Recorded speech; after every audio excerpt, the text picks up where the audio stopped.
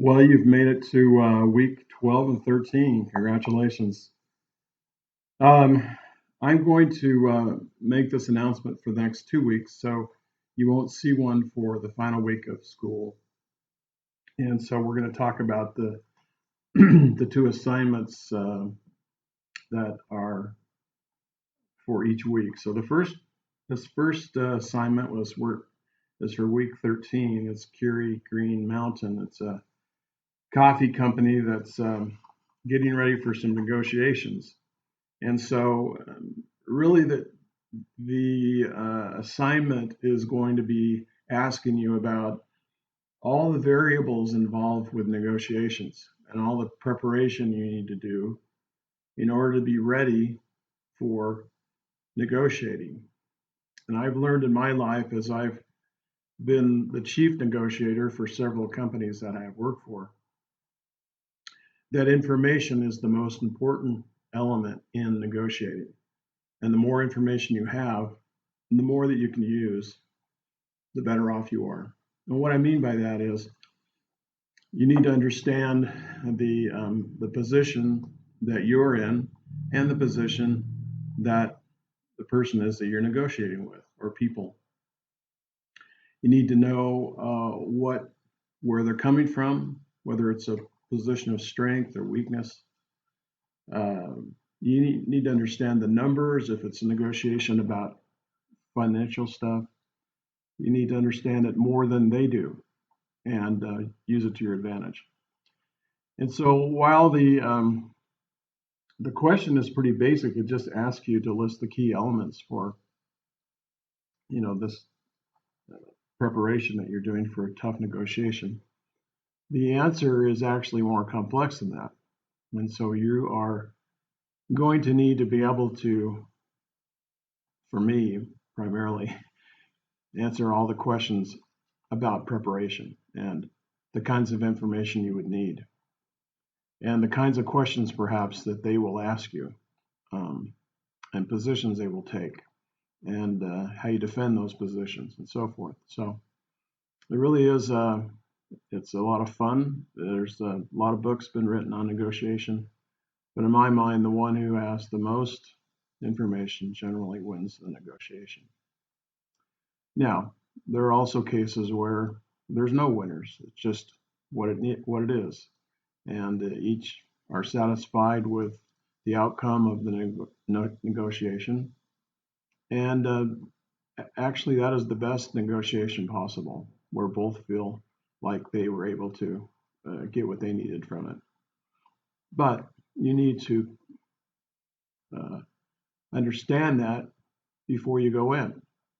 So you'll need to understand all the dynamics of negotiation, and this will be a good one for you. There's a little bit of a group discussion, and there's an assignment to complete. This particular one has just the Word document that you'll need to provide me, and not an Excel spreadsheet. The final for the year, however, is a little different, and that is that it's very complex. Um, you should use, excuse me, you should use your case-based essay format that you've used. I've noticed some of you have sort of fallen away from using that. You'll now be graded more critically on using case-based essay templates and formats. And so I would advise you to go back and reread the case-based essay format so that you're familiar with that. And this is the end of the year now. I'm not going to give you quite as much slack as I have before. And so I'll expect you to follow the format. And in fact, the grading for this advises the teachers to do just that. So it's not just a personal thing. Within this essay, you'll have to do some analysis.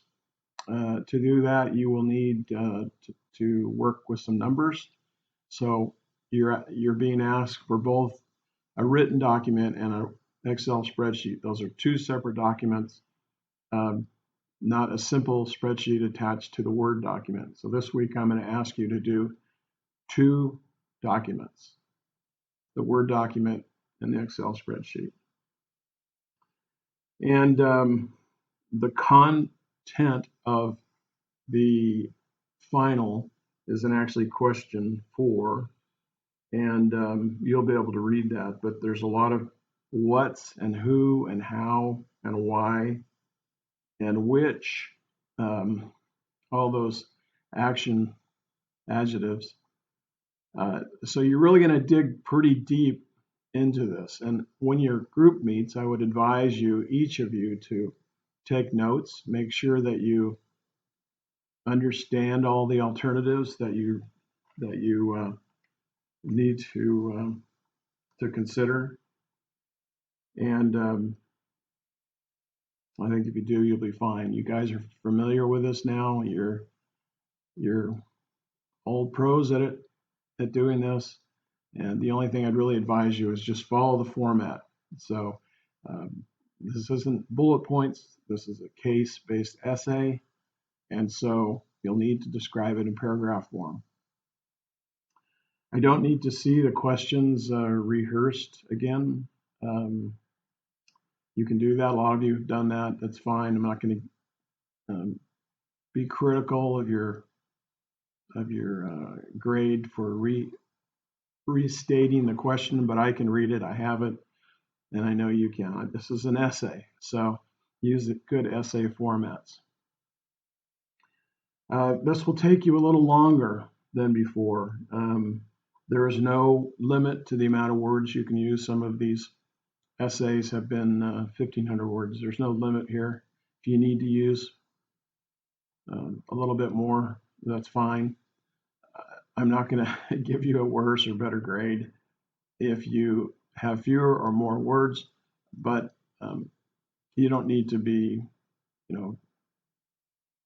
just fill it in. It's not I can read through that. I don't need to see filler, and just give me content and explain.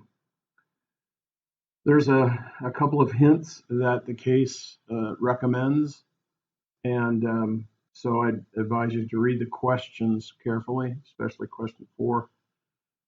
And as you review all of the alternatives here, I want to know in detail all the alternatives. I just don't want a single word like this is the alternative. I want you to explain to me why it's an alternative.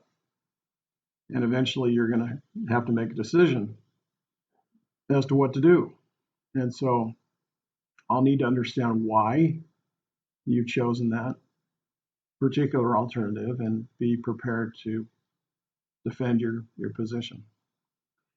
These are really fun cases, and I'm really glad that the format of this class has been case-based format.